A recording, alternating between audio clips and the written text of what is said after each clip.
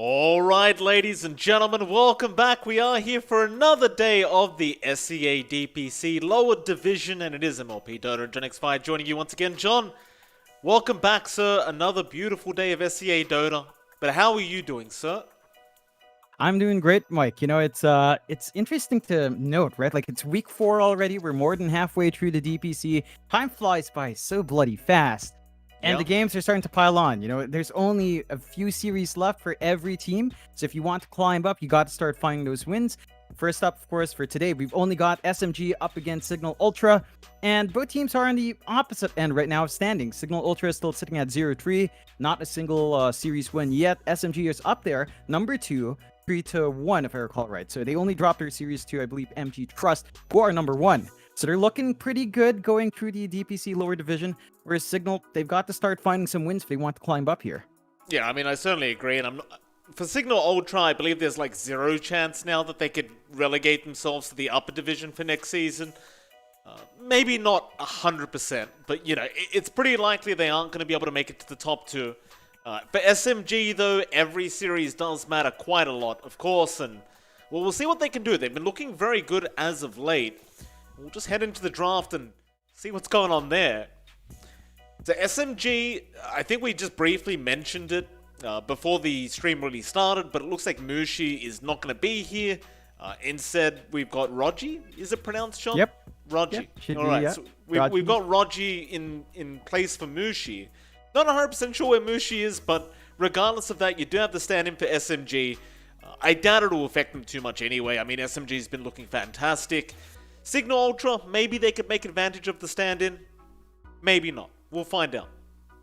Yeah, I think for SMG, we've actually seen Raji stand in for them a couple of times already. Maybe not in the DPC, but certainly somewhere like the OEDL Fall Invitational. I think Raji's played a couple of games there. So it's not a player they're unfamiliar with. I think they should be able to adapt quite nicely. You see the opening here. SMG do grab the Grimstroke.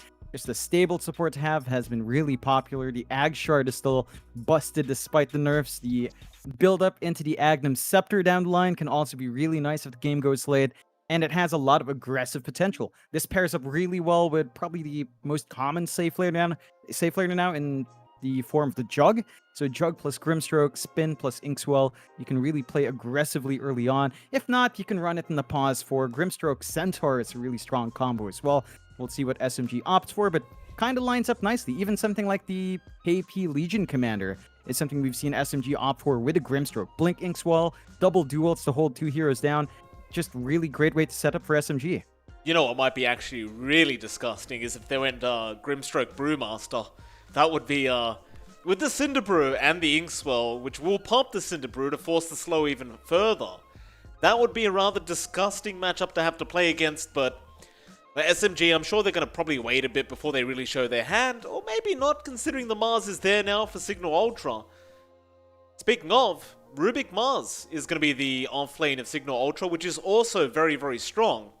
You're always going to have that set up for the spear. Rubik just still annoying, even if it doesn't seem like the strongest hero in this current meta. I like it. I think Cignal Ultra's off to a good start. Yeah, it's a solid way of setting for themselves up quite nicely. We've seen them play Rubik quite a fair times as well, and this is something that Cignal Ultra can play around really nicely. Eris's Rubik is pretty darn good, and Van's Mars is something he's played a ton. It's just something that you can build up for Cignal Ultra. So steady combos, left into Spear on the offlane. Very hard for a lot of heroes to play against, but still really nice to pick a Jug into. So SMG could look for that matchup now. They do pick up the Enchantress, prioritizing their support duo first, not needing to worry about the Mirana 4 to counteract the Enchantress 5. So the enchant creeps are going to be highly effective, highly disruptive in that lane.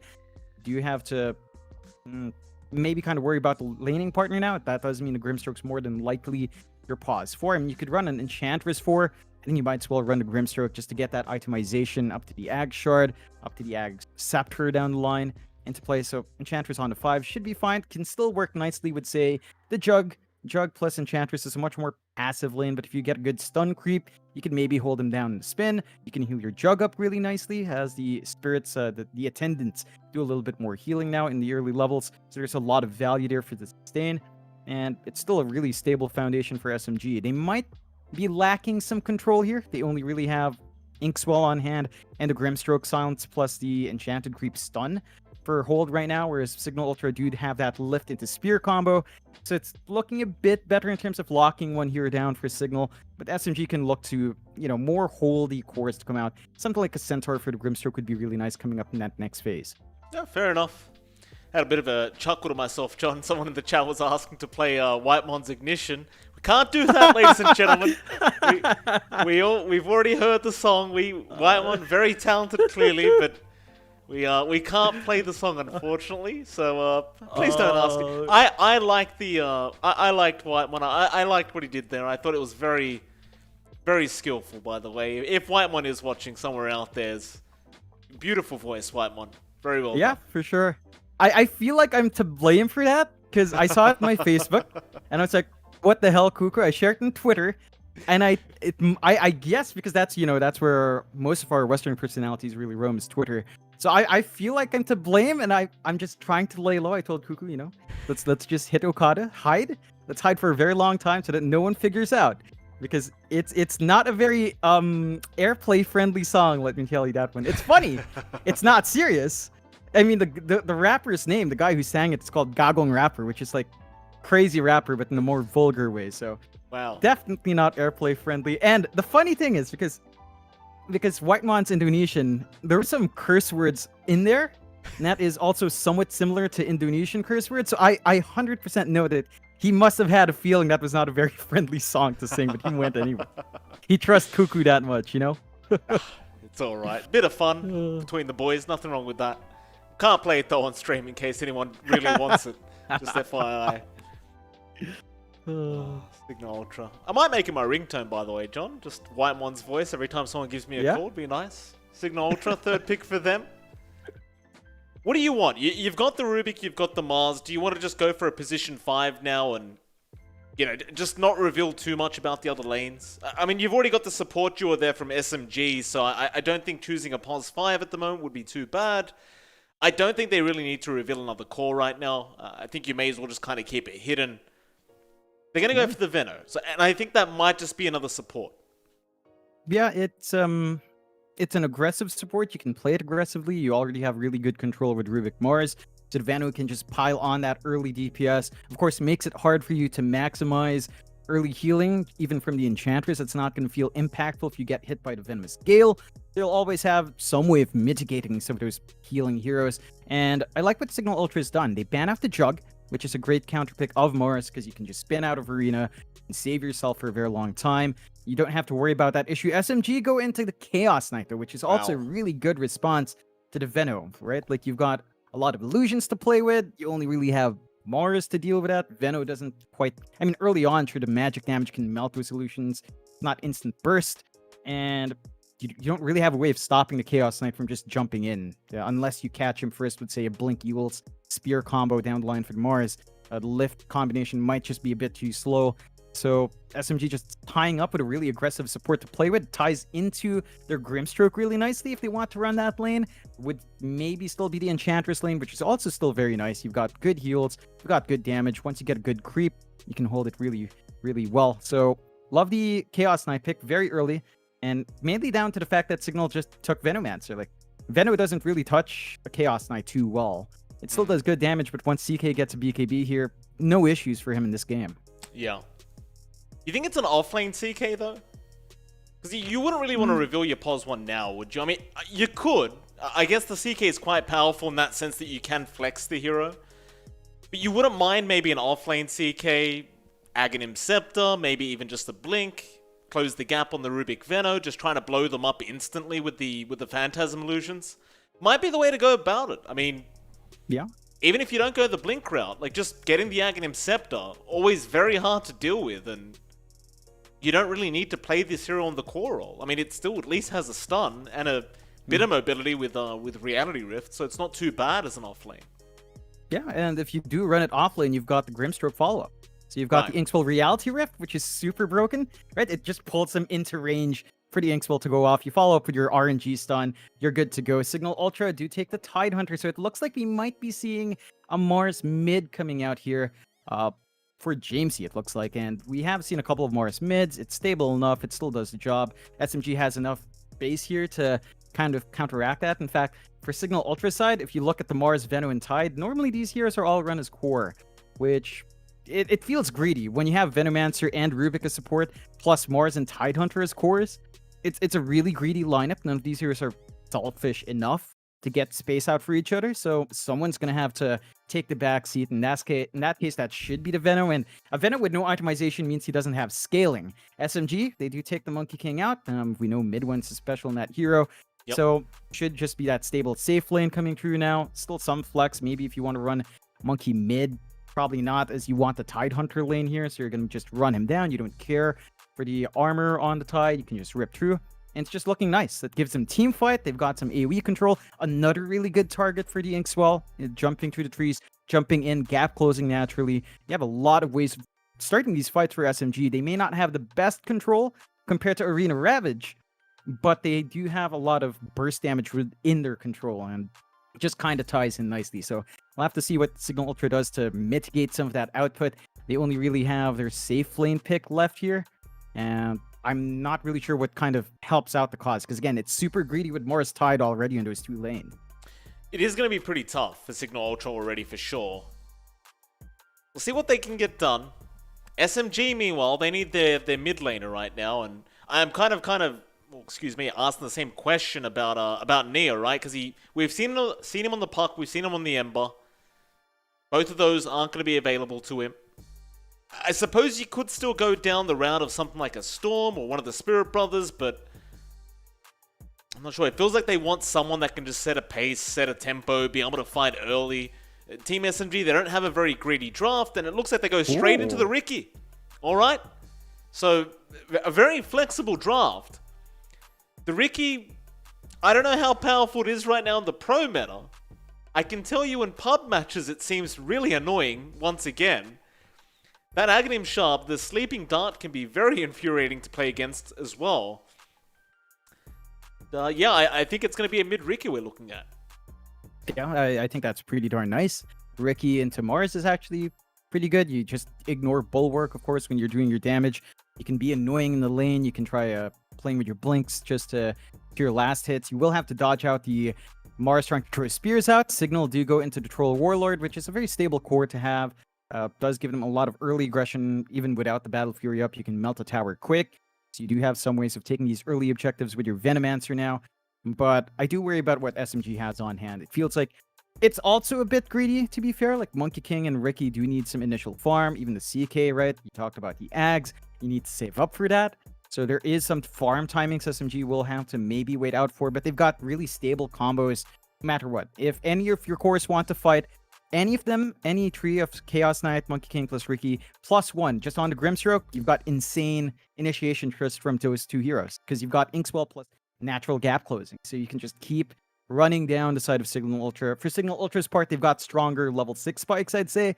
Arena, Ravage, even Battle Trance is super nice to have.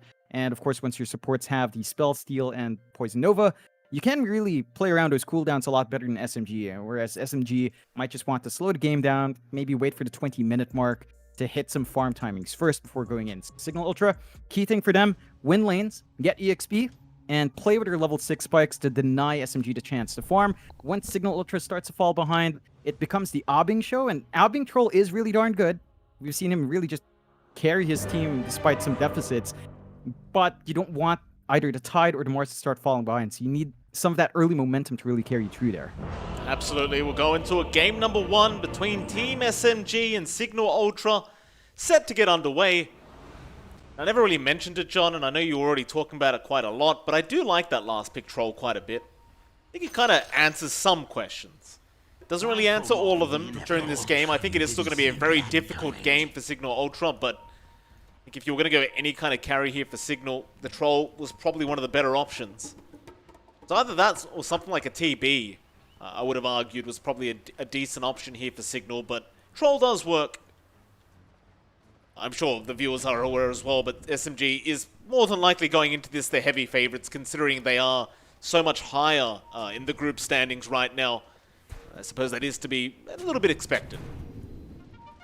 Yeah, and they've just been really playing well. There were some doubts about them going from those open qualifiers, but I think they've kind of proven the point. You know, second place in groups, only dropping one series is a really damn good look for a team that was formed right before OQs happened. So the names are carrying true. We're seeing a good return to form for mid one. The star prodigy and Nea is also doing a fantastic job, and KP is melding really well with him. So it's really good signs for SMG. Cignal, they've been tried and tested together for a long time. The DPC has not been kind to them so far. They've sort of been struggling. They've got Abing in, of course, on pause one. And we talk about it behind the scenes, but this is, again, his best showing in a while. Here we go. Top rune spot. Looks like they want to go for a fight.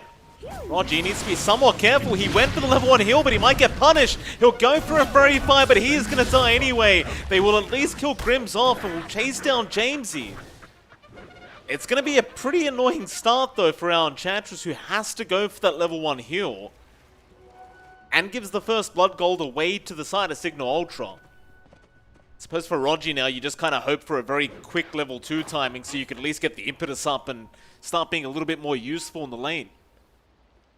Yeah, it's going to be a lot more passive in that lane. I mean, you're going to have to TP in as well. Raji, level 1's not going to feel good. You're not going to be able to trade hits with Rubik too much. Eris and Van should have a pretty decent time up top, holding their own here. Of course, mid 1, I don't think he's going to be too annoyed. Like, you're going to need the levels up on this Venomancer as well to really get that space out. And Raji's still doing a good job of harassing. He baits in Eris, and with a heal, he can kind of out-sustain Rubik. So in the end, I guess this kind of skill start works for him.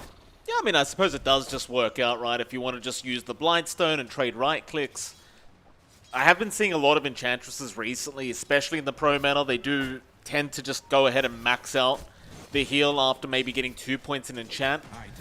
So we can certainly just see that again, and it does allow you to just continue to sustain, but he needs it right now. So he does get KO'd up.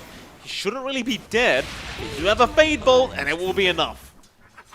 The second death for Roger now. Eris able to pick a kill up for himself on the Rubik, and it's going to feel quite nice for Cignal Ultra. Still, let's have a look at the other lanes as well, John. Mid lane, Jamesy going to be up against Nia 666. I think Nia shouldn't really struggle too much on the Ricky, but neither should the Mars Jamesy. I think it might just be a very kind of even trading lane between these two. Yeah, should be fairly straightforward for the farm here for both sides. I think you're going to have a slight edge here on the Mars, simply down to the fact that you make use of the bottle a lot better than a Ricky. You don't really want to deviate from your double null start here for Nea. So Jamesy's going to have more region to play with on hand. Nea's going to have to watch his spacing. When the power runes start coming through, it's going to be harder for him to justify moving out of his lane to grab those up. So you should have a stable start for Jamesy there. Although initially the last hits are lining up for Nea, so not too bad. We'll see if that maintains. Down bot, you've got Grims around on the Tide with Abing on the Troll. So it's a pause 5 Tide here. They're playing with up against SMG, KP on the CK, and Afu on that Grimstroke. Pause 5 Tide. Like, we've seen this a couple of times. It is one way to mitigate that greed. You're just ensuring that he just basically becomes a Ravage machine. Maybe at some point he picks up a mech.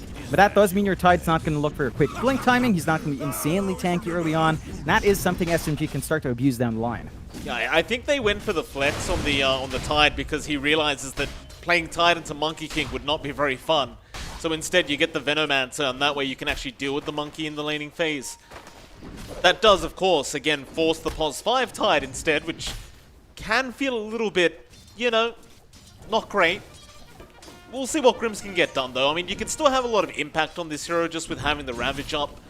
As long as you land it, if you die afterwards, it doesn't really matter too much. And even in the laning stage, you can gush, but they are going to move in with the Ink Swirl and the stun out. They'll go after Grims on the Tide, but a Bing is going to move forward onto the Grimstroke, and it looks like they're going to try and evenly trade it, but a Bing is probably going to be the one to get the kill, and KP is unable to trade. We'll turn back around onto a Bing now and try to get a bit of harassment out. But you got Grims out of there. A Bing, he's going to survive, and it's a rather unfortunate initiation for the side of SMG. Yeah, I mean, those whirling axes from Abing just make it so hard for the CK to just get that steady damage going. So really fortunate for Cignal. They managed to make these lanes work, and they're getting this early aggression out quite nicely. 3-1 with less than 1k lead coming out from them. Abing's #1 in last hits down bot, 21-2. Not too much KP can really do to stop that. Grims is doing a great job putting his body between his troll and the enemy heroes, just ensuring that harassment goes on to him. Mid one's in trouble, John. They're going to try and help him out, but no, there is no way. They try for the deny, but it will not work out either. Eris able to take the kill, and that's why you do the lane swap for the Pos 3 Veno, I suppose, John. You could just deal with the Monkey King so much easier. Yeah, it's a really heads-up play from Cignal. They're getting that early aggression out. They're winning out basically every single lane. Even mid is actually starting to shape up better for James. As again, you're getting more value from the bottle there. So SMG might have to maybe start considering just playing a bit safer, waiting for their level spikes, trying to just get some steady farm. Even maybe getting some stacks in jungle could be a massive benefit for them. We're not seeing Raji really have the time to go out and work on his top jungle, and even the triangle is not being really taken care of here, so you're not having that initial stacks, which can detract from a Monkey King's build-up, right? Like, you really want mid 1 to have that smooth and steady ramp up and farm, but in this Venomancer lane, it's just not as easy as you'd want for your Monkey. Well, it goes back to the fact that he doesn't have impetus either, right? Like, generally you want that level 1 impetus because it's so darn strong, and it will allow you to at least harass the Veno a little bit, but Roddy's trying his best to keep them back and give mid 1 the farm he needs. It's just much harder than it looks. Still, he is top of the CS board regardless of that death. However, to the south, Rogi, he's going to pop the heal. It's not going to be enough, surely. Van's going to get jumped on though. Mid 1 around, a nice balance strike out. Maybe he will survive. He will be able to just get himself out as Eris. Could not finish off the kill in mid 1. Will be able to take the Venomancer kill for himself. Yeah, that's pretty darn big. You can see that level 2 Nature's Attendants just doing a lot of work. They are lining down mid. Nia, nice little haste room pickup. Allow him to turn around now into Eris, and that's going to be a lot of damage output. Eris does have the lift, but he's waiting it out. Little does he know that Nia does not have another blink strike, but it won't matter anyway. He knows he's dead. Nia, maybe diving a bit too far. We'll go for the tricks of the trade. Does get it off. Now the arena down, however. It's not going to be worth it if Jamesy does manage to get the kill. Nia, can he get himself out? No. And that's not worth it. Not at all.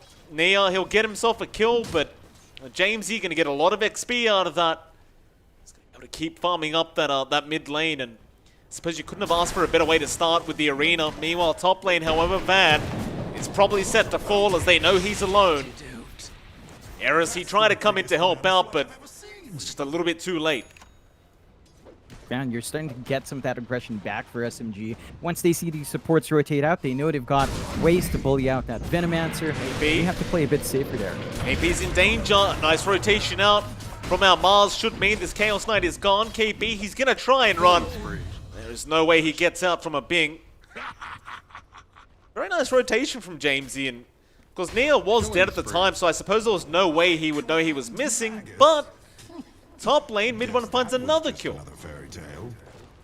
Yeah, it's just all kind of bouncing back and forth. So every single time they get these rotations on Cignal, SMG are aware that they're leaving your top lane exposed, they're leaving opportunities open to find these kills. Mid 1 now jumps to number 1 in that fort, just from these bounce back kills, and it sets up a really good pace for the Monkey. He had an abysmal start in lane. Now mid 1, number 1, going to be saving up for the Battle Fury next, and that's when things stabilize for SMG. They're going to get the build up. They're going to be able to hit those farm timings on that Monkey King and have a stable foundation for themselves. For Cignal's end, the aggression's good. This is what we need to see from the lineup. And oh, he's going to get ensnared up here, I think. Can they get in range? Yeah, they can. They get the ensnare mid 1. He's there with the damage output. Jamesy, he gets the Spirit Lease and might be able to trade and does. Definitely a great trade for Cignal Ultra. So they might just find another Rogi. He's trying to run, but there's probably not much of a way out. We'll get lifted up and eventually we'll get taken down by Jamesy. However, Nia has rotated, has a double damage rune as well. We'll be able to pick off Eris once again, but a spear not actually going to land on a tree. Very unfortunate stuff there for Jamesy. Still, Van is back around Nia. He's going to blink strike back in and get a kill for himself. In fact, Rogi, he's the one to take it with the neutral creep before it does expire. And Van is going to keep chasing down. No, Nia, he's going to try and man-fight this one out. He might just win it as well. The Boundless Strike is there. He will be able to get it and TP right out in front of the Plague Ward. Oh, that is so demotivating for Cignal Ultra. Nia, he just got so much XP out of that. And, well, he gives the tip at the end, naturally, as you have to. Cignal Ultra, it's going to mean a big lead now for SMG, John. 2k ahead at 9 minutes in. Back top lane. Aggression. Eris, maybe they've dived a bit too far. They do have a TP in from Grims, but he's only level 4, so he can't really help out that much. He will just use his body to try and force them back, and does do so quite successfully. There's a lot of pressure being applied at this top lane, and Cignal, they can't keep responding to this forever. At the same time, they want to go for that top tier 1 tower very soon, and just by the way this lane's going, it looks like the side of SMG aren't going to allow that to happen. Make the rotation back up towards the top side. Van, he's going to be targeted with the Inkswell out. There is no way for him to defend himself. That'll be another Nia. Great rotation with the team, and now Grim shows himself in the Tide. Silence out, he can't ravage anyway. He's still not level 6. He's going to tie Nia. Maybe he goes down here to a Bing, but no, the tricks of the trade is out. Can he Blink Strike away? No, he's trying to run, but there's your Blink Strike now. Meanwhile, towards the south, the arena, not going to be enough to kill off Rogi. Still, the chase is on Nia. He does eventually drop. And Rogi is still being chased down. Let's get speared back, and Bing will say thank you very much for that one. They do at least manage to punish the side of SMG for their deep dives, but you still kind of have to argue it does seem to favor SMG with how aggressive they're being. It's mid one. Almost got his tree cut up, but not quite. Yeah, I think, again, for Cignal it's them, they want to be able to fight back. They need to play with their strengths early on, but mid? Yep, he sees Van, he wants the Veno kill. It's the hard part about offlane Veno, John. You just can't defend yourself, and now Nia's in. Right in onto Jamesy, that'll be another. Fu, he will die, but that's going to be another kill to Nia. Eris, he's taking what he can get. Oh, nice Blink Strike away, never mind. Eris gets the heal off and the blink away. I was going to say, it wouldn't have been worth the kill for the Rubik, just getting the Grimstroke like that, but if you can get away with it, why the hell not?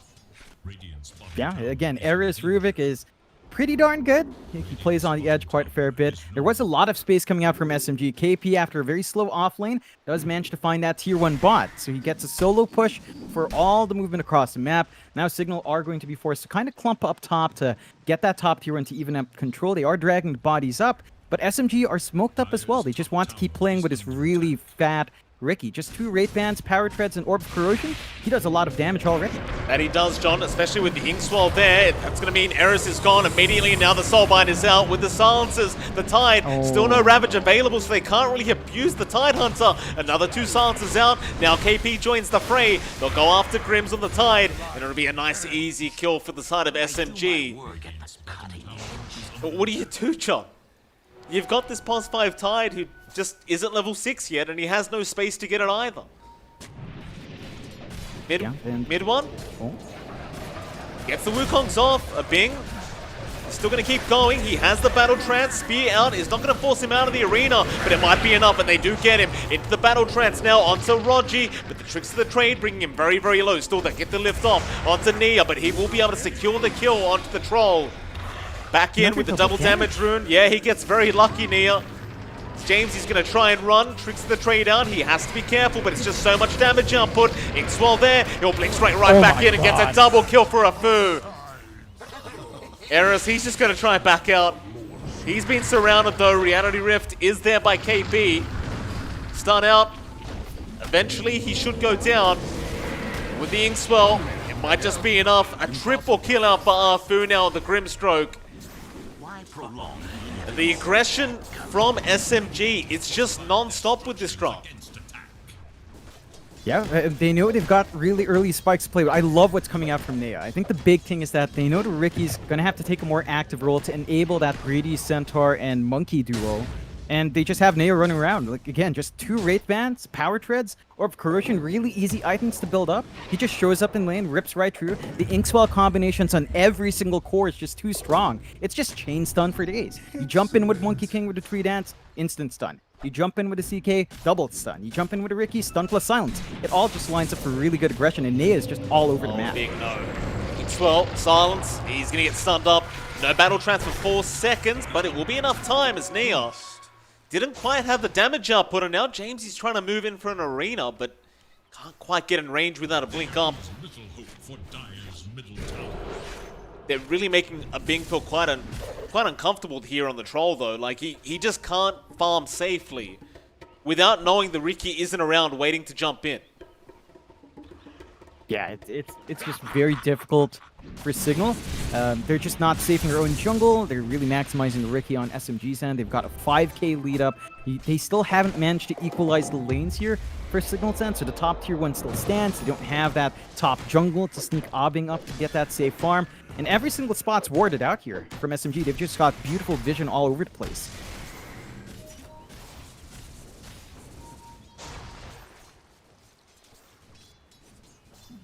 Mid, once again, start to move in. Nia just waiting for a target. Little does he know, though, he is underneath the sentry ward, so they know, or man, he's trying to bait him in. Did have Jamesy around with the arena up. Gonna fall for it. Both sides just taking a bit of a break, just chilling out for a bit, getting some farm up. Interesting item choice, by the way, John, for KB. He's going for the Shadow Blade build-up. Yeah, I don't mind it. It gives you a lot of good attack speed. You can play around with the invisibility. It's kind of weird with Riki on hand because you know they're going to have a lot of sentries and dust, but I think they just want to keep that aggression. They want to be able to get in a good spot. A blink for CK is nice, but with a blink you need more items on top for damage output.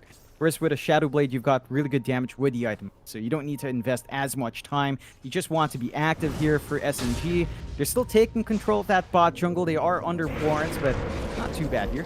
Yeah, he sees Van. He sees a nice easy kill, and he'll take it.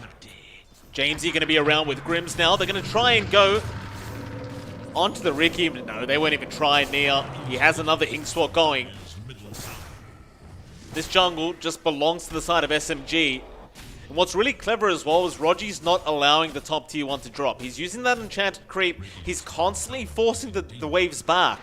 And without that top tier 1 going down, Cignal are very limited as to where they can farm. In fact, a Bing now is going to find out the hard way as he does get chased down, but Nia, Blink Strike, is going to make it in time with the smoke screen out.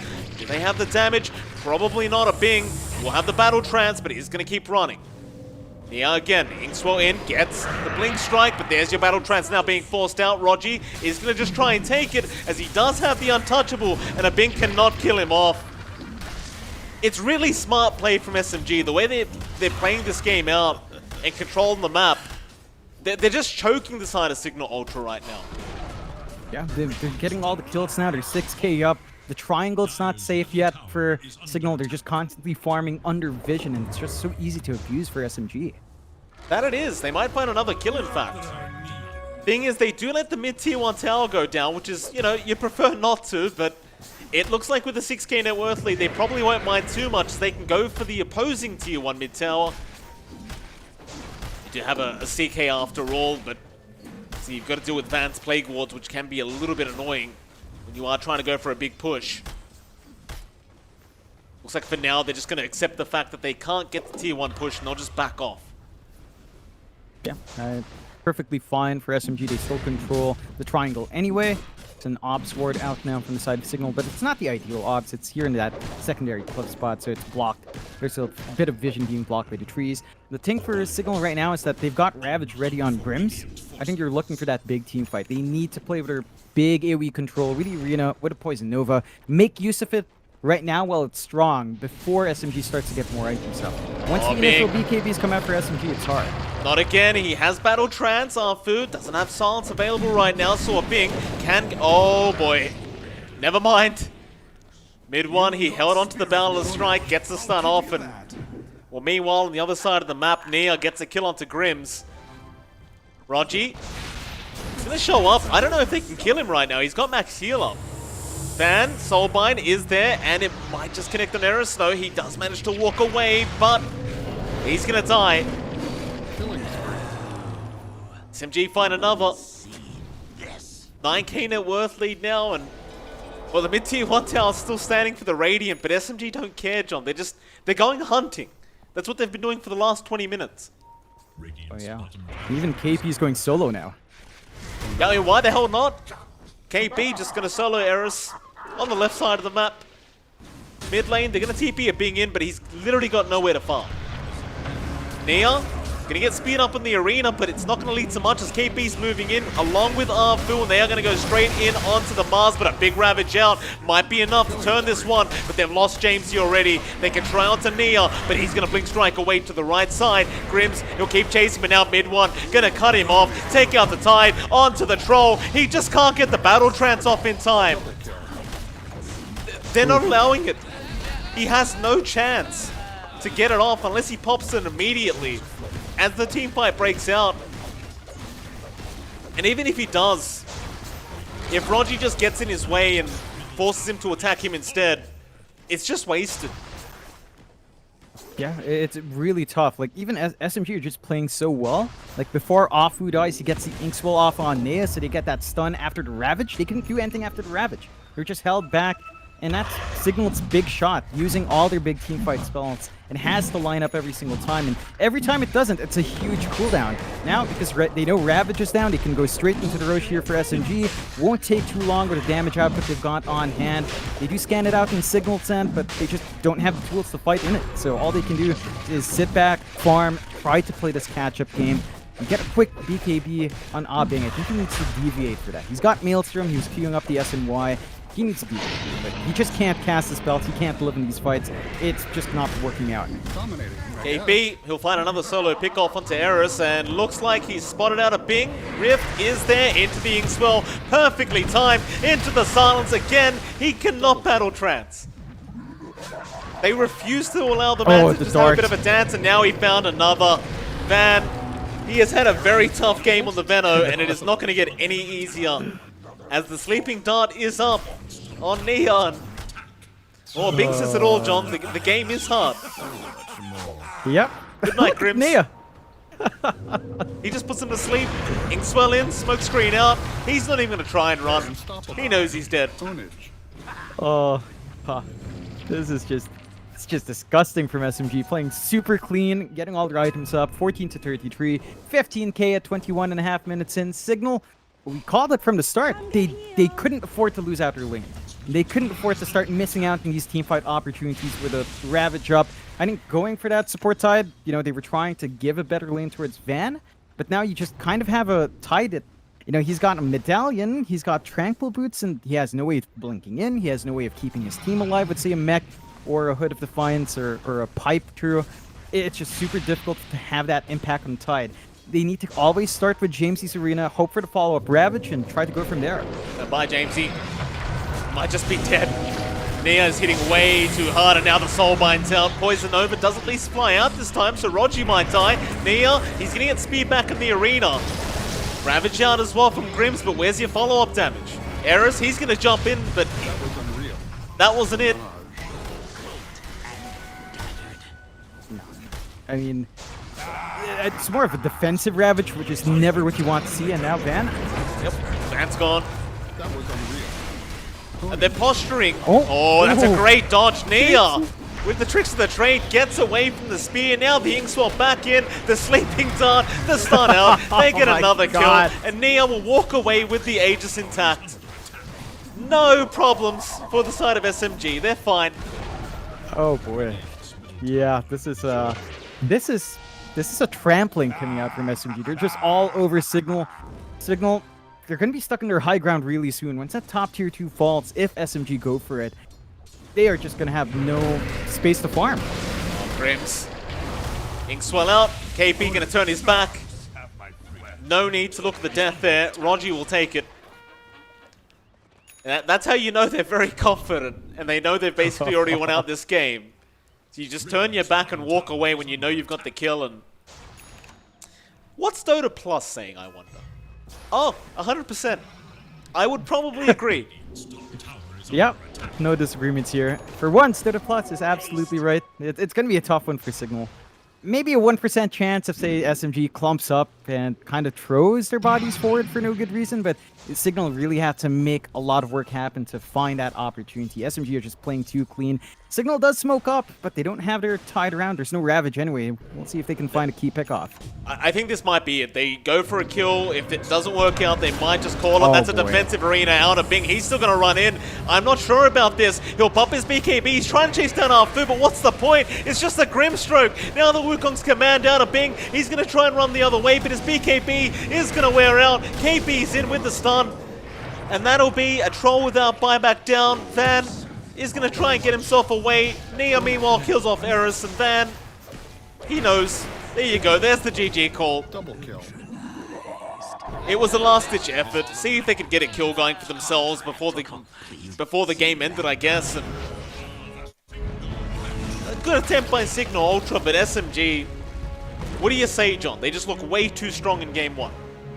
Yeah, they played around quite nicely with picks. The last pick, Ricky, really lining up there for SMG. In a lot of ways, if you think about the Ricky, it's kind of like an Ember mid, except you don't have a shield, but you've got, you know, something like Sleight of Fist in your tricks. You've got a good blink. You're not as mobile, but you hit those same item spikes. You just get Wraith Bands, you get Orb of Corrosion, and Neo is already active on the map. For Cignal Ultra, some of the execution early on was actually looking good. They had the initial 3 kills. It was 3-1 for a while. They're really playing with that Venomancer lane quite nicely, but they went for the Tide 5. They tried to flux it around just to get that better lane out for Van.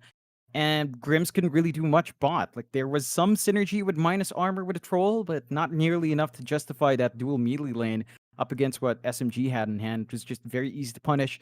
So we'll see if Cignal can maybe correct some of those drafting issues. It's just really tough, right? Like, they've had a bit of a rough run in the lower div. They need to find some wins here if they want to climb up. They're going to want to look for an opportunity to force a game 3, but SMG playing way too clean to make that happen. We'll see. Let's see if they can make it happen. Team SMG versus Cignal Ultra. Game number 2 should be coming up after a short 10 to 15 minute break. Till then, it's MLP Dota and John Xfar, and of course, as usual, we'll be hanging around in the Twitch chat if you want to have a conversation. Otherwise, just spam some cat jam and we'll be back very soon. See you then.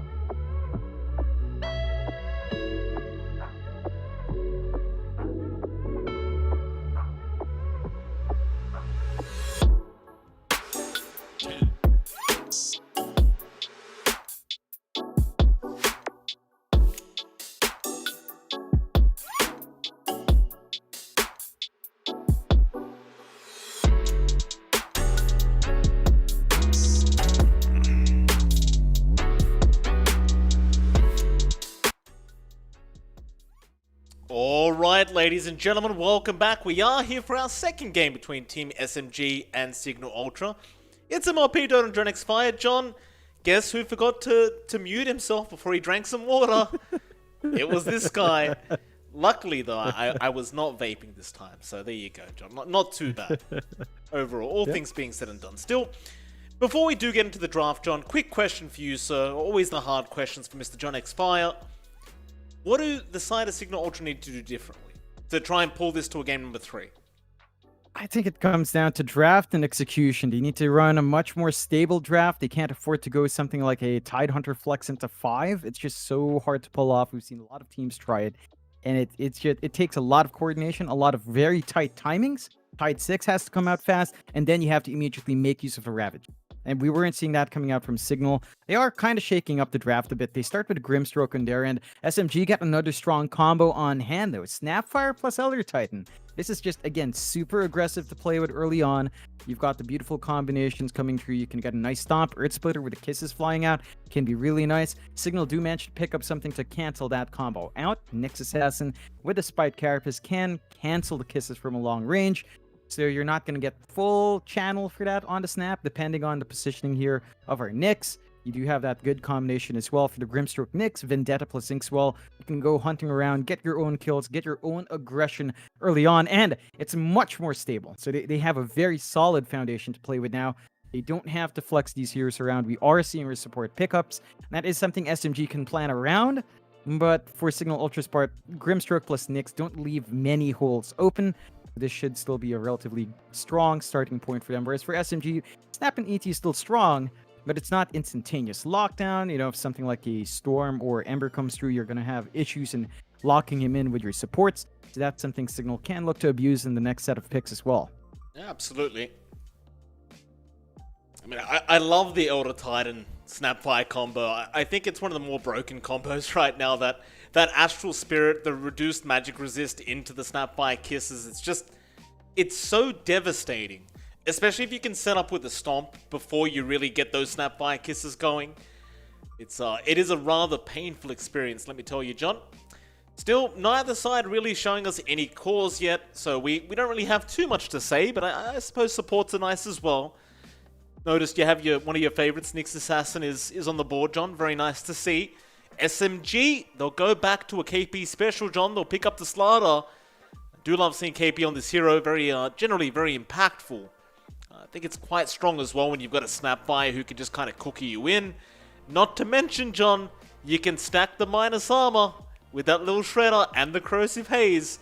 And how much minus armor is that even? It feels like at level 1 Corrosive Haze, you'd have like minus 20 armor or something. Yeah, it should be minus 26 overall. Of course, you're going to have a Blightstone. More than likely, you're going to have a Medallion into Solar Crest as well for that snap. So you're going to have minus armor for days there in Yes, SMG. you Would be are. a really nice PA game if they want to go for that. I'd love to see John. people just melt. They've if left that the does Ember. come true. They left Ember here. I think Ember's the pick for SMG, Oh, yeah. right? Oh, they chose Storm as well? Yeah, for sure. Yeah, Choose the Ember right now, SMG. What are you thinking about? Just take Yeah. I mean, it is into a Nyx Assassin, so in all fairness, it could be a little bit rough, but you've got that much minus armor, Orb of Corrosion Ember as well to add to the minus armor against the Storm, so the direct counter. There you go. Yep. It doesn't take a genius to figure that one out. Nah, it's a Nea special as well, right? He loves this hero. I think out of all their games, he must have played maybe 70% of those games have been Ember, if not 60 at lowest. So he's played a ton of Ember in the DPC and in outside tournaments. It's just been working out really well for SMG. Solid combo on hand. Lane's really nice against the Storm. We've seen Embers kind of win that one out. There are spikes for the Storm to play with, so there's some skill level from players coming in there as a factor as well. But I think the Ember's kit should be able to counteract what the Storm wants to do. You can block his magic damage, you can force him out with early build-up into your phase Orb of Corrosion, as we tend to see, and the Storm starts to feel a bit vulnerable. So we'll see how well they can hold out here for JMC down mid. They still have to build up this draft. SMG, I mean, with Slaughter, the minus armor's there. You also have this potential combo coming through of Gobble Up from the snap. If the farm goes that far, you can toss out the Slardar. Really nice combination. They've got so much chain stuns coming through. Crush from Slardar, Bash of the Deep. the stomp from the ET, the cookie coming through. They can just keep holding you down. Whereas for Cignal, they've got the Vortex, they've got the Ink Swell, which is kind of delayed by Carapace, and the Impale from Nyx Assassin. So they can kind of build up that way as well. It feels easier for SMG to get that done. They do go into the Jug here for Cignal. Very stable pause one to have. The lanes really nicely with your Grimstrokes. You've got the Inkswalled Spin for lane aggression here. Do have to watch the Slardar. They've got a way to bash through the Spin TP just with Bash with the Deep, and there's so much value there in that lane just for the Slardar to stop the Jug from escaping as the game goes on. So just need to watch that timing there for Obbing, but it is a stable core to build into. There's just not as much synergy right now for Cignal beyond, say, Inkswell on Nyx, Storm, and Jug. That's the only thing coming through. We'll have to see something more controlling in the offlane. We need to see some sort of AoE control, some sort of team fighter coming out to help give them some momentum to play with up against SMG's timing. Because once they hit level 6 in a couple of these heroes in SMG's end, it's going to be very hard to contest that team fight. Yeah, and I'm calling it right now. If it's not banned out, mid one's going to take PA, and they're just going to yeah, I mean, you've got to take Phantom Assassin here, surely. Like, Yep. There's nothing to deal with it. You've got a Jug as well. He's going to have to go into an MKB. He doesn't want to build that, but he might just have to. I mean, it's not too bad on the Jug, but you get my point, John. It's not really part of the build-up. You generally just want to go straight into a farming item, Battle Fury or Maelstrom. Maybe you get a Manta to try and purge off the chains, and then you want Aghanim Scepter. Pretty much every single time. MKB is not a bad item on Jug, but you just generally don't want it if you can avoid it in the build-up to the Ags. So I do think it's probably just an easy PA pickup here for Team SMG. I just don't see how you deal with it with this draft from Cignal Ultra. Maybe this last offlane pickup could change my mind. You've also got things like the TB. Terrorblade seems pretty decent here as well. Massively high armor into Jug, always going to feel quite nice. They'll go for the Bloodseeker. I still think you go PA.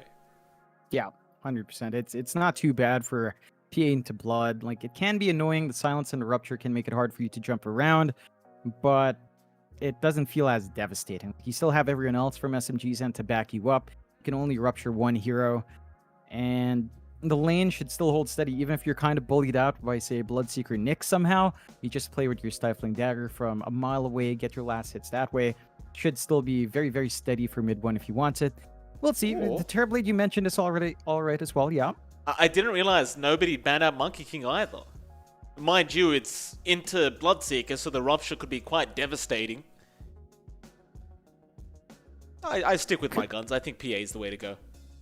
Yeah, it's just all the minus armor. You see the value there. It's just way too much to pass up. Let's see. They do go Lifestealer instead. Okay. Stable. It's a lot nicer. Going into Bloodseeker, you can sustain yourself a lot more. You can play with a minus armor really nicely because of how your bonus damage from Feast works, if I recall right. Like, that does get amped up by minus armor. It counts as physical. So this is fairly strong still. Lifestealer plus Slardar is a classic combo. Yeah, along with the Ember as well, you've got really good Infest targets here. You could potentially play with Infest plus Gobble Up if Afu somehow finds that farm, and you've got, what, 2 heroes flying out at you out of nowhere, plus an Ember running through, plus the Elder Titan Spirit. There's a lot of mobility on hand for SMG. It's going to be very hard to bully out a Lifestealer. Early on, you want to kind of apply that pressure from Cignal. Level 1 to level 3 for Lifestealer is sort of weak. You can look to really try to harass him out, make mid one's time really hard. And that's what Cignal needs to get done. We need to see more activity come out. Like last game, again, the initial 5 minutes were looking good. They were getting those early kills, but they were dropping the bot lane especially. That presence from Grims just wasn't there. So on a standard 5 like the Grimstroke, I think Cignal has more opportunities to play to their strengths. We just need to see now if the execution can line up here. I'm going to say as well, by the way, that Lifestealer pickup is quite clever, right? Like, it kind of does the exact same thing, but it's even better, because if you get Ruptured, you could just Infest away. You've got Rage as well for the Storm, the Nyx Assassin, the Grimstroke, and I'm sure you've already pointed it out as well, but being able to just Infest in the Slardar and being able to blink around the map and just be very annoying as that Lifestealer should be very impactful this game. But let's see how it turns out. Cignal Ultra, not quite out of it yet, but they do need to win this matchup to try and force it to a game number 3. definitely going to be a little bit harder said than done, John, because I'd have to say quite confidently that SMG came out with the better draft. Yeah. Yeah, it just looks really sweet. They've got those comfort picks. They've got the Ember back in play. He loves this here. He knows how to play with it on the edge. I like that Cignal are going for an aggressive smoke. They've got some really strong level 1 potential here. They just need to find that approach angle, but SMG's kind of ready. KP is holding the high ground, just watching the ramp. And if he does get jumped, well, the rest of his team is pretty far. So he might get caught out here. Breaks the smoke. He hasn't screwed up anything yet. And there's the Impale out, but a nice cookie away from Arfu. You're not going to mind that too much at all. In fact, you might just be able to turn now as Roger, he's got a big amount of damage with that Astral Spirit. Eris is getting just knocked the hell out with the suitcase of Roger, but a nice Impale. Gonna land on 3. They basically lined up for him there, and well, that'll stop the first blood happening, at least on SMG's end. Nice save by Arfu, by the way, on the cookie. Yeah, just getting that nice angle right onto the low ground. No other spells landed. So they're pretty happy here on SMG. Should be able to end up with 3 bounty runes here, and that's just going to set up for a very smooth start for Nea. Of course, getting that really quick bottle in that matchup is going to help the cause. Going to see the lanes break out. For now, it looks like SMG are looking for a tri-lane top. They've got KP on the Slaughter, of course, Afu on that snap. Raji is sticking around on the Elder Titan. This could be deadly. If he gets another big Astral Spirit out, they can just chain stun out, get the damage off. The side of Cignal are also keeping a tri-lane here, but could be risky. Running a try against Elder Titan is kind of always a risky prospect just because you get so much value from that spirit early on. It's not a good idea. I mean, it's never a good idea, right? It's Elder Titan with an Astral Spirit. Eris is going to show himself now. They see the tri-lane, but Eris does not really want to be there with Rogi right now on that tree line, as the damage output is going to be way too high. What do you do, though? Do you give up on the tri-lane? Do you let it go? Like, it's snapped by Elder Titan and Slada. It's a very strong tri-lane. Yeah, it is. I think the issue that Cignal are facing here is that the bot lane's very steady to have. You don't really want supports up there, although. Fu got a lot of damage. Cignal Ultra obviously have a lot of kill potential themselves, but you see part of the problem is Bing's not really going to be able to get away without copping some harassment. Unless they're willing to turn around and punish with the Inkswell and the Impale. But it's much harder to execute than it is with SMG's own tri-lane. Yeah, Eris. oh. No, go on, John. He's fine. The main thing again is that they're stabilizing this tri-lane because once they pull out, there's no pressure from SMG to pull out themselves. Like, especially since the Lifestealer bot, mid-one's already having a good time against Van. The Bloodseeker not really applying that early pressure. You can see Van, he's out of mana. He can't really harass out mid-one. He just stands there, gets the right clicks off. Not many last hits coming through for Van. So you don't want to break out that solo lane. Whereas for Cignal, if they do, they'll get overrun on the top lane. So the pressure is on them to maintain it. Rather than SMG is just perfectly fine choking out Cignal this way. And it's just going to be very hard for Abing to recover. Like, you need levels up to really maximize the spin Inkswell. You need levels up on your Nyx to get that level 6 timing. You're not getting either of those done maintaining the tri-lane, and the supports of SMG in that sense are more selfless. Afu still stuck level 1, doesn't care. Still has impact. Raji level 1 doesn't care. Still has impact. Give all the space to KP in mid 1. You're still doing perfectly fine. And gives us a bit of a chance to look down mid before action breaks out. Nea is on that Ember. Jamesy is on the Storm. Jamesy is working this lane quite nicely. About 7 last hits above, so actually really nice for the Ember early on. Nea just lagging behind just a bit. Is opting for... Nice cookie away, but the Inkswell's still going to land. Eris unable to finish off the kill, though, and now KP is going to turn right back around onto Eris, but eventually decide to back off as they don't really want to leave the lane for too long. It does go back to what you said, right? Like, the longer you're out of the lane, the more Abing's going to be able to farm. So who cares about the next assassin kill? Just stay in the lane and make sure the Jug never feels confident to be able to go up to that creep wave. Like, Roger right now is going to go on to Grims, a nice Impale setup into the Inkswell. And this could be a nice kill, but a great cookie out. Arfu once again saving the day. Onto Eris they go. KP gonna pop the sprint, but again, not gonna be too willing to go too far out. It's just gonna go right back into the lane. Yeah, and you can see what Cignal's trying to do. They're trying to draw attention away from Abing. He's trying to play catch-up. Still at the 11 last hits. Not a very good time. for the Jug regardless. And as the levels build up for both set of supports, it just feels scarier for the side of Cignal. Like, Afu gets level 3. He's going to have either the Scatter Blast for Burst or even more levels in the Cookie for Stun. It's going to be really hard to contest that. And with the Little Shredder up, the minus armor pallets on, you have an opportunity to contest Water Runes. Eris at least snakes one away. So you're denying out the bottle refill here early on for Nea, which does lead to Jamesy again having that good lane, one of the only good lanes coming out for Cignal. Although right now it has drawn even with Nea catching up. So even then, SMG is not going to mind too much. So finding everything. Cookie out again. Inkswell may not reach. No KB. He turned around for a second. It may cost him, but no, they're going to try and turn around with a big stomp out from Rogi into the stun. They will get one. A Bing now going to get chased down. Eris, he's going to be all right. That's kind of part of the other point here, right? Like you're fighting into Elder Titan with Astral Spirit and Stomp, and it's going to make it that much more difficult to be able to kill anyone.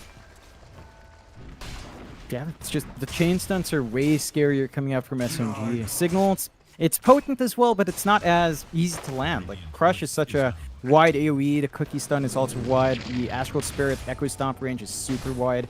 So it's just very easy to chain up that control and get yourself started. You're getting all the EXP here on the side of SMG. You're getting even side pulls off as well. Cookie available. Pretty well timed, but the Inkswell does still connect. Still a Bing trying. Oh, the Little Shredder. They get the Snapfire, but it is not worth the Juggernaut's life. And you saw how easy it was to get that last hit off. Like, with the Little Shredder minus armor, KB just hit him once. Just lost all his HP, and just kind of feels like Cignal Ultra were getting a little bit desperate in that tri lane, just with the chase on the Snapfire. Like, what's the real point if you're going to lose your Jug? Yeah, it's kind of desperate for Cignal right now. I think they don't know what exactly to do. They know the tri-lane's not working. They can't really bully out a Lifestealer now at level 5. They could maybe look at rotations to mid. Eris is trying to get some stacks. He should look to try and bully out the Ember while he's not quite up, but you already have level 6 up in Nea, so even that point is kind of really hard to take. Top lane, Grimm's very, very low KB. Gonna go ahead and put him out of his misery. Another kill there for the Slaughter. That'll mean a Bing will have to deal with KP once again, and that's something he really doesn't want. Especially considering KP is currently out XPing the Juggernaut, and without the supports around, he's just going to be able to out-level him completely. Just not much they can do. I mean, maybe you hope for a Storm rotation now that he's level 6, but it does seem like Jamesy doesn't really want to move quite yet. He's going to have to soon, though. Deep south of Bing is going to be able to back off. Jamesy, I'm looking back in that mid lane, Johnny. Not really looking too healthy. He can't rotate right now if they intend to go in and Afu. He's thinking about it. You've got that Cookie set up. KB, another bash out on the Jug. Not going to initiate quite yet. There's a pretty big creep wave here for the Slaughter. As long as you're farming and the Jug's not, you're more than happy with the way this lane's going. Yeah, and again, all the supports are tied up top, so the mid lane's going really nice for Nea. He's just taking control. He's lagging a bit behind. That's because Jamesy was clearing out a couple of camps. The bot lane for mid one's just basically free as well. Well, they got the Inkswell, but Afu again is going to survive. He'll run away from our Bing. The salve out, the Little Shredder. It won't be enough to survive, but it will be enough to get the killers. Now Jamesy has rotated in, but Nea, he's going to be there on the Ember. A nice stun out from KB, but the Bash of the Deep's not going to be there in time. Sleight of Fist, however, chains Nea, looking for the right moment, does move in. Jamesy can't really get away from this. The Inkswell out from Grims might be enough, but no, Nea. Great Remnant right through the Storm Spirit into the Grimstroke. He'll take a triple kill for himself. And I was talking about Storm rotations, John, but apparently Nea, he's the one to rotate. Eris gets a nice impale out, and a Rupture is there onto KP, but the Stomp is there from Rogi to try and put an end to this. They got the Cookie Stun off. Van, he will just try and run. A Bing, meanwhile, will at least be able to kill off Rogi. And they do get a nice trade for themselves in the end. Mega kill. As Nea Double kill. finds another. That was basically a rampage. Yep, that it was. He got Niz 5 just- kills. He's just on fire.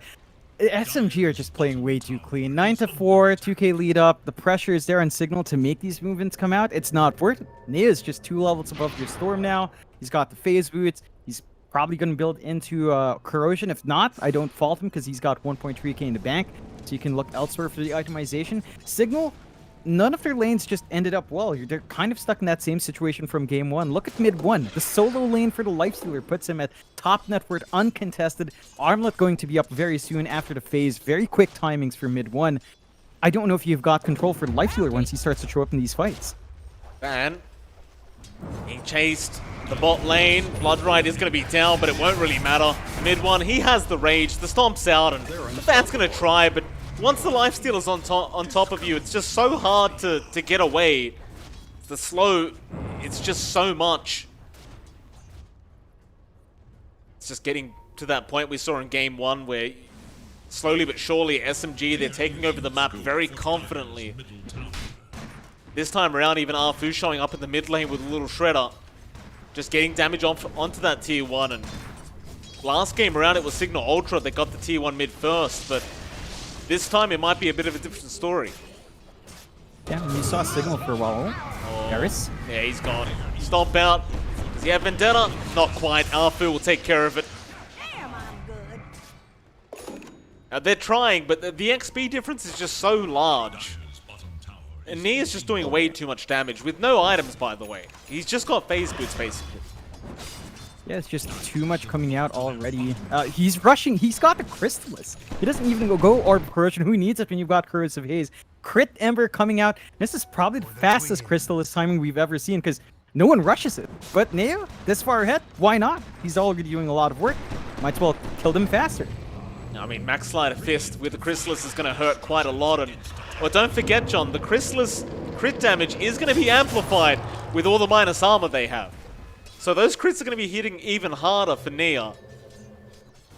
You can kind of see why he even bothered going for this itemization. As top lane, KP, gonna get jumped on. This could be a very nice kill for Cignal. He'll throw the stun out, but it's not going to be enough. They'll chase him down. Jamesy will be able to set up a very important kill for Cignal Ultra. However, in the mid lane, Van is also going to drop. So you basically just evenly traded the offlaners, and they are going to lose that mid tier 1 tower, it looks like. Unless Nia maybe drops here. A nice setup. Cookie out from Arthur. Might be enough, but no. The Inkswell there. Onto Eris will be enough damage. Eris now will go for a bit more. Jamesy going to zip in with the Vortex out. Does get one. Should be able to get Rogi with the Omni. They'll get it. And definitely a great set of events now happening for Cignal Ultra. Something they desperately needed. Finding 4 kills across the map. Yeah, it's just a bit greedy from SMG. Nea didn't manage to get that Sleight of Fist off as this Inkswell came out, and he's been very good at dodging that spell. This time around, it leads to his death. So they managed to find those big kills coming through that massive streak off of Nea. Just about 538 gold going out to Grims on that Grimstroke. So you're finding some opportunities. You need so much more farm to come out for Abing, though. The farm difference between these cores are still too big. Mid-one's just completely taken over. Jamesy and Nea aren't too far apart. In fact, Jamesy has bounced back in, so the Storm should be able to ride into the Orchid timing, try to take control that way. Just some more patience needed here for Cignal. The issue is SMG are going to find that mid-tier 1, and that does open up the jungle. It's going to make it a lot harder to just sit back and farm. SMG can just play even more aggressive from this point in that opposite side of the river. Problem is, Storm does need quite a bit more farm to be as impactful as, say, the Ember. And, well, top side, James is going to move in now, but Nea's going to show up. They will lose KP immediately, but Jamesy might die for his trouble, and they get him. Very nice trade here for SMGs. They might just find another Van. Cookie on target. Van goes down. Mid one will take that one for himself. Well, you just got the mid tier 1. Why the hell not go for the top tier 1 tower?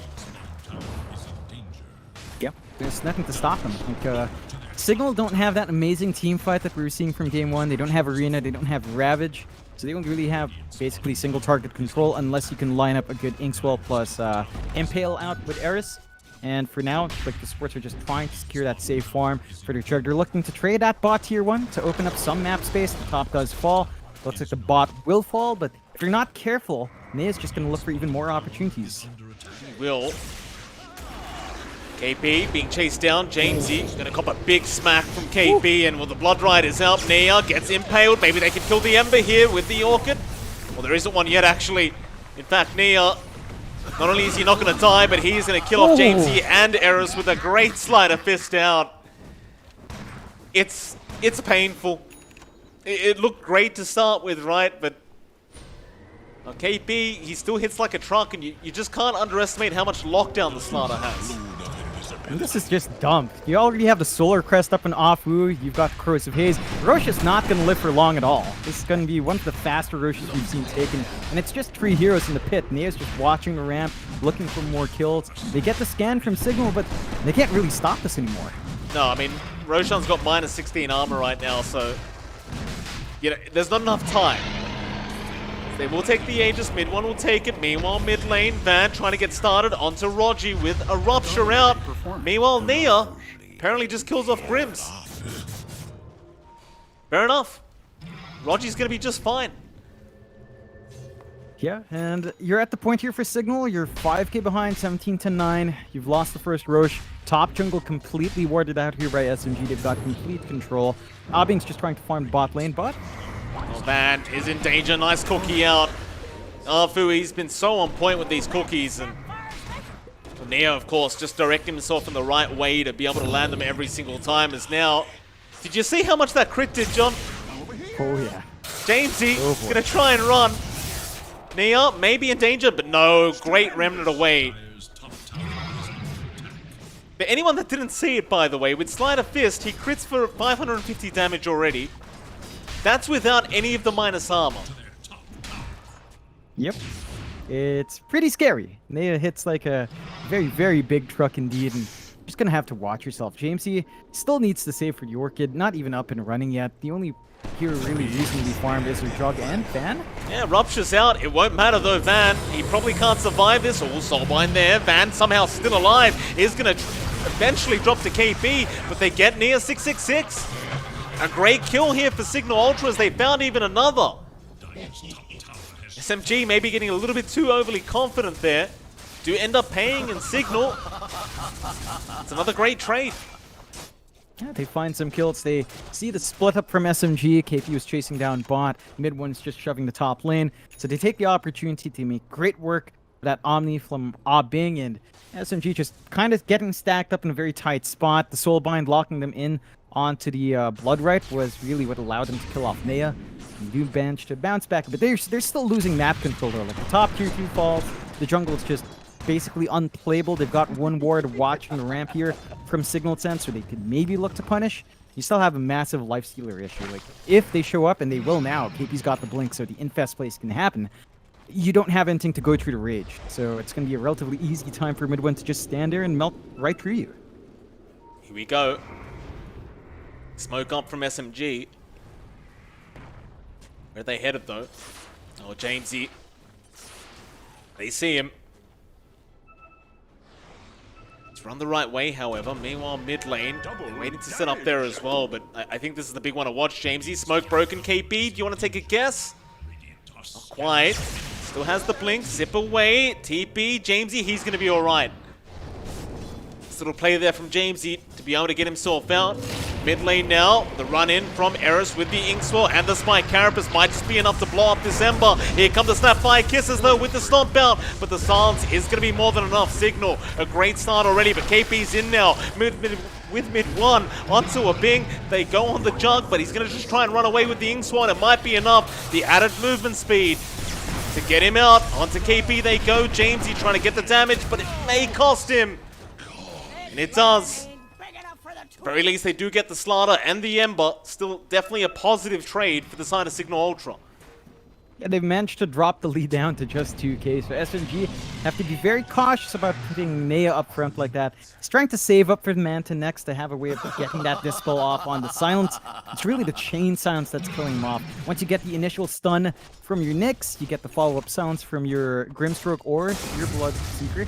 you can really punish this rather greedy build on the Ember. So they are doing a fine job of holding on. Issue is once mid one shows up, he's just unstoppable. He just rips right through you, stands in front. He's melting that tier 2 mid. That's even more control that's going to disappear out from Cignal, and you're just not in position to defend yet.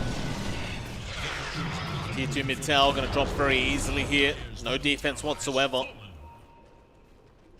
Cignal just trying to buy more time for it being on this jug to match the farm of mid one. He's not too far behind. He just needs a bit more. Really be able to fight back up against the lifestealer. SMG, meanwhile, looks like they're ready to take another team fight. KP going to try and join the team, but may run into the side of Cignal, and will now. Grim's going to find it, but the silence is not going to reach in time. Nice blink away from KP.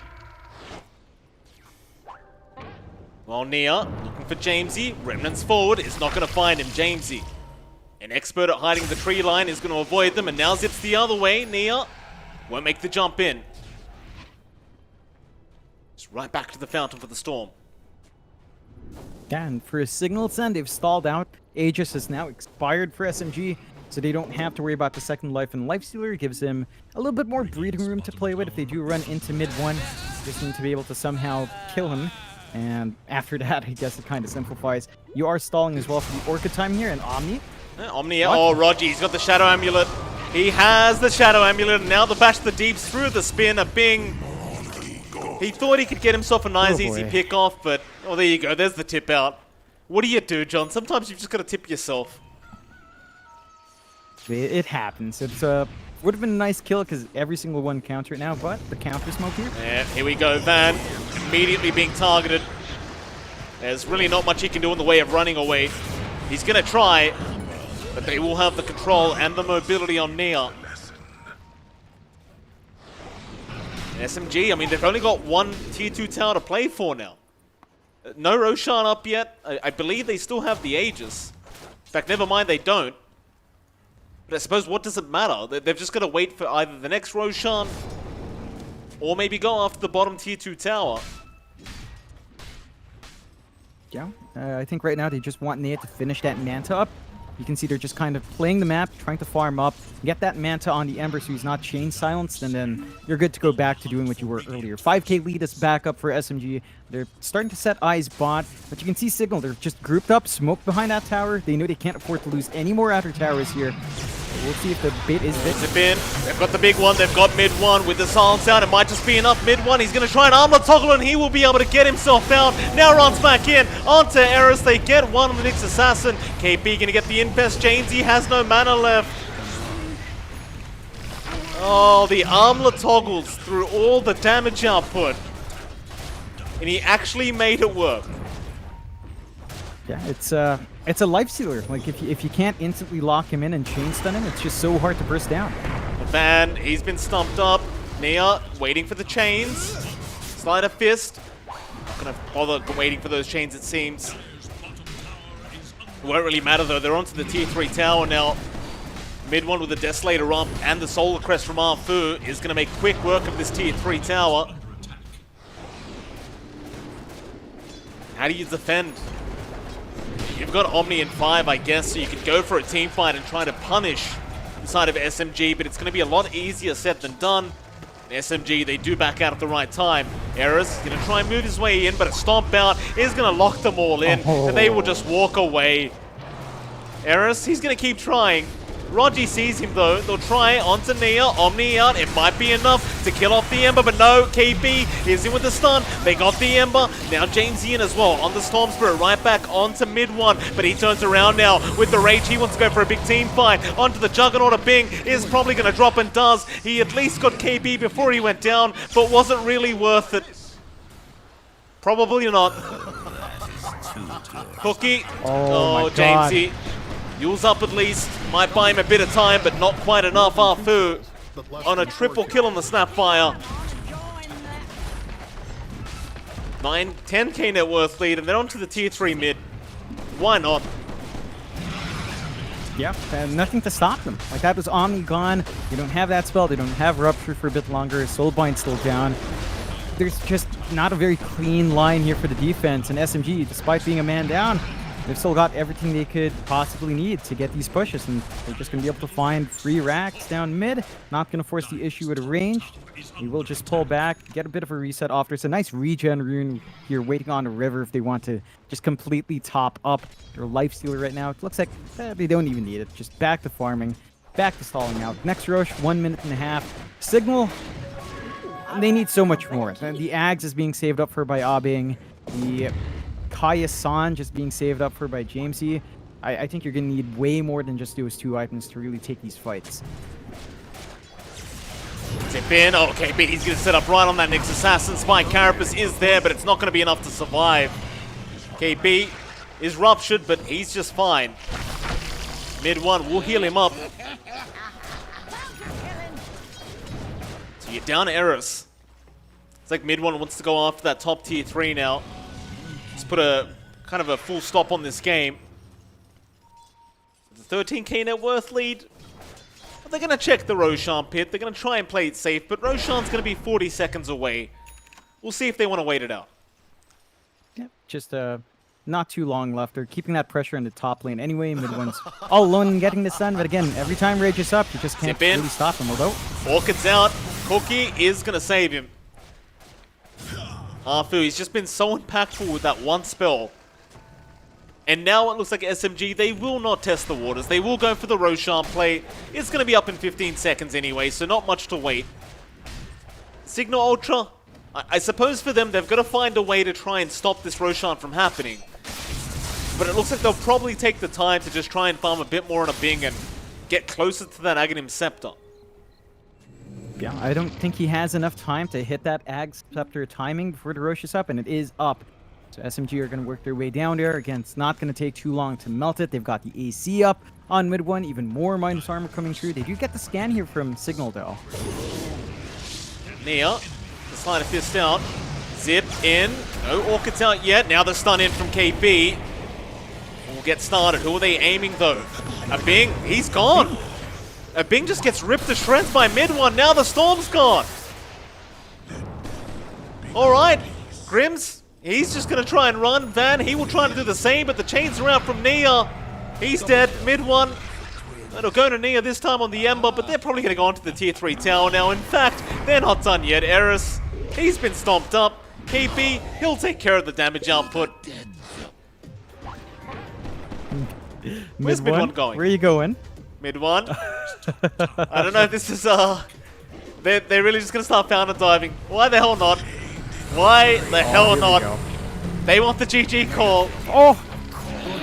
Grim's gonna die in his own face. Arfu gets it.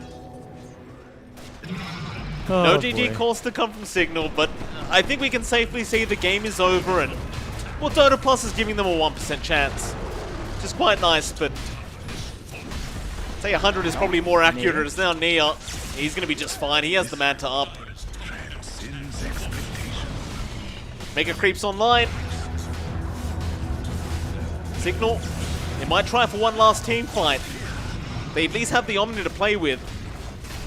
They'll give her a crack. Mid one, he ruptured up, Rage through the Impel and the Blood Right. Nia now for a way in. He's going to go onto the Nyx Assassin. He's well going to be forced out. He is still chained up. Cookie, Arfu, not going to connect it. They are still just all in the fountain, just waiting it out, hoping they go for another dive. Era's going to go in with the spike. Carapace Nia going to get stunned up, but here comes mid one right out onto Jamesy. Look at the damage output. Oh, God. He 3-hits him. He's 3-hitting Jamesy. He'll just bathe in the fountain. As the GG has been called, nobody dying. They'll go for the full fountain dive. And they'll clean him up. Nia, he will go down, but it just doesn't matter. SMG, they take a very dominant victory here in this game number 2, and I suppose in the series overall it was quite dominant. I can't say there was really a point in either game where it was really close. SMG were just always far ahead. Yeah, and they played really clean in both games. Maybe in the second game, a bit over-enthusiastic in those jump-ins. Nia, I mean, he died a couple times, whereas, you know, he could have kept that perfect record. Almost, but it was just really super strong coming out from SMG. They just play around with a variety of drafts, and they are just playing way too good. Cignal, haven't found that win yet. They're going to stay in the bottom for now. Really need to start getting a few more wins in these last few weeks left. Week 4, 5, 6 left. So we'll see if they can start climbing up a bit, get out of potentially being knocked out of the lower div, as no team wants that, of course. But they're going to have to look elsewhere for that win. And SMG, they're going to sit nicely there in their top little spot. They are just barely behind Motivate Trust, and they've just played fantastically since the start. Yeah, I mean, when you look at the teams in the lower division, I think most people are looking at obviously Motivate Trust because they are yet to be defeated. So you could argue that Motivate Trust is 100% the favorites, but SMG are right behind them at 4-1. And right now for SMG and Motivate, the only thing to worry about is probably Southbuild, who are the closest to them at 3-2. I suppose for SMG, as long as they don't lose, it's I'd say they're just guaranteed to move up to the upper division. I don't think there's much of a question if they keep playing like this. And every week we've seen them, John, they just improve over and over again. There's not much to say, right? Like every time we've casted them, they just look better. So if they look great now and they're getting better every week, then how the hell do you beat these guys?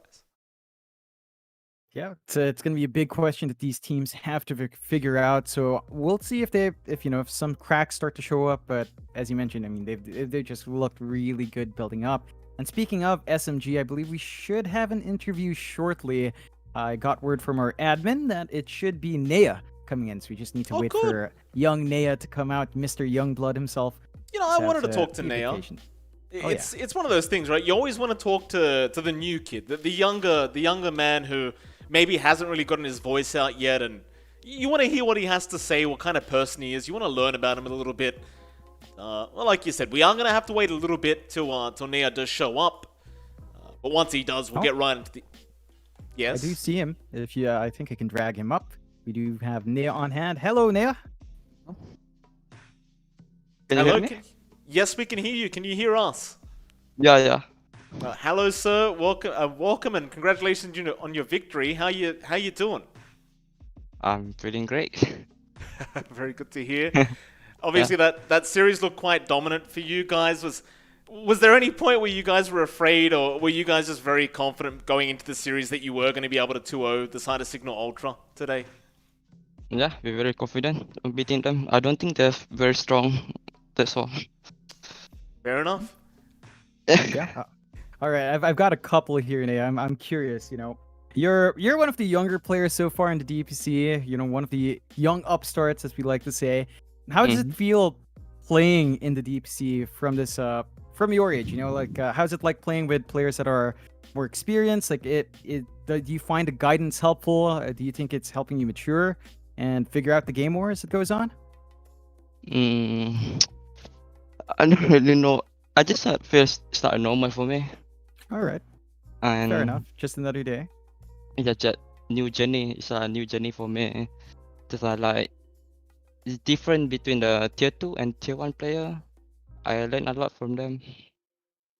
Yeah, fair enough. Now, I've noticed as well, like you've been, you guys have been steadily improving as you guys have formed since the opening qualifiers. Like, how's the team cohesion going? Like, are you guys practicing a lot outside? Are you guys winning your scrims? Like, do you guys spend a lot of time outside of Dota 2 as well, building up your communications there?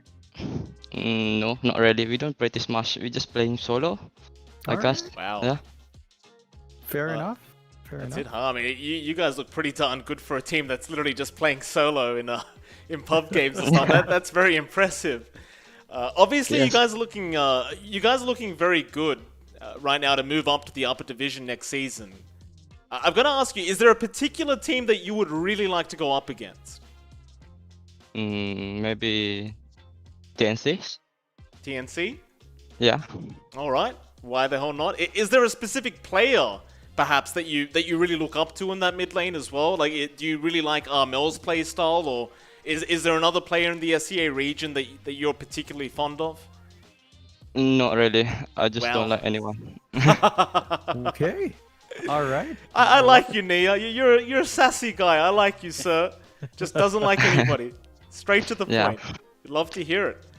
Anything else, John, before we let the man go? I've got a bit of a tricky question, Nea. I don't know if you can answer, but everyone's asking, Where's Mushi right now? Like Raji's playing amazingly, but everyone's just wondering, is Mushi all right? Is he sick? It's a roster change. I see. It's Okay. yeah, between Mid-1 and Mushi. Okay. Okay, fair enough. Fair enough. Yeah. Alright. Thank you. Yeah. Thank you for that. With that, Nia, I suppose that's it. We'll let you go, sir. Congratulations on your victory, and best of luck to you in the future. Okay, thank you. Thank you. Thank Bye you. bye. Bye-bye. That was the lovely Nia666. Obviously a very, very confident man, isn't he, John? He doesn't like anyone in the mid lane. He doesn't care about anything. They don't even practice as a team. They're just destroying people without practicing. What was it? The Allen Iverson quote? We talking about practice? That's what we're talking about? We talking about He's Allen Iverson, John. Yeah. It reminds me as well of almost like the Among Us stack, right? Like they just came out of nowhere. They were just a bunch of friends. It never felt like they practiced too much as well in that stack back in the Pro Series. So we're kind of seeing the same thing. Like they've just got so much confidence in their individual plays that they're just doing really well in their officials.